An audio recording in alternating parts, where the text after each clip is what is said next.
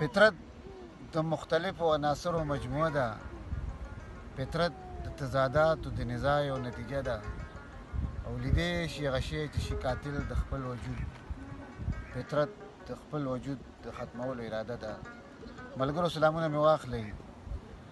ما سره زما دوه کشران وروڼه ناست دي چې د څه تعارف محتاج نه دي. شاعروم امان چې مخکې افغان ټي وي سره کار کو او اوس پی ټي وي سره کار کوي. دا ویډیو موږ اقرار بنیری ته، شفیق خان ته او سیف الله ته ډالۍ کوو.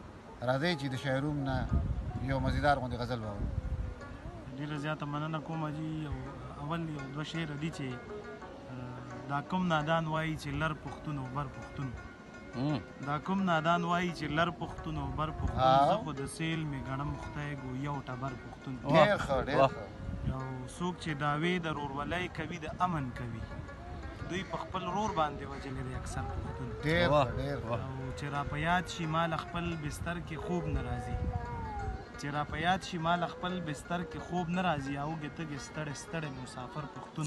ډېر ښه ډېر ښه ډېر ښه. دا به بل څوک وي، دا زما د خاورې رنګ به نه وي، چا ویل خوشحاله دی پردیس کې د خیبر پښتون. ډېر ښه ډېر ښه. او غزل دی راځي چې په ذهن بوج په زړګي درد او طبیعت بې سوره، په ذهن بوج په زړګي درد او طبیعت بې سوره، سم دم ژوندون وي خو بس کې محبت بې سوره. ډېر ښه ډېر ښه. دوی ته رباب مه وهه، دوی په نغمو څه پوهېږي، دا سرخوړلي پیدا کړي دي قدرت بې سوره. ډېر ښه.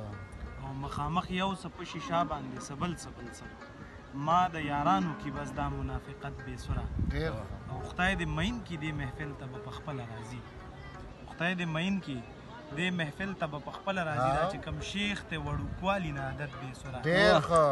او ما ویل پیر به مې شي ته به راته لار سمه کې، شاعرومه ته خو یې زمونږ نه هم اوچت بې سوره. ډېر ښه ډېر ښه ډېر ښه. اوس راځو د فاروق نه به یو غزل واورو او د غزل نه مخکې به زه د فاروق باره کې دا ووایم چې فاروق 3 کتابونه چاپ شوي دي، 2 د اردو دي او یو د پښتو دی. راځئ چې د فاروق نه یو مزیدار غوندې غزل واورو. ډېره مننه راځي، الله هم قدر وکړه. د غزل نه مخکې یو څو شعرونه وایم چې ستا زلفې اوږدې راته رایادې شوې، ستا زلفې اوږدې راته رایادې شوې او هم د سترګې مړې راته رایادې شوې، او ما چې 2 مین په لاره ولیدل، ما چې 2 مین په لاره ولیدل، تیرې زمانې راته رایادې شوې. ډېر ښه. ما چې 2 مین په لاره ولیدل، تیرې زمانې راته رایادې شوې، او ما فروخ چې ستا نښې سېزلې نو، ستا ډېرې کیسې راته رایادې شوې.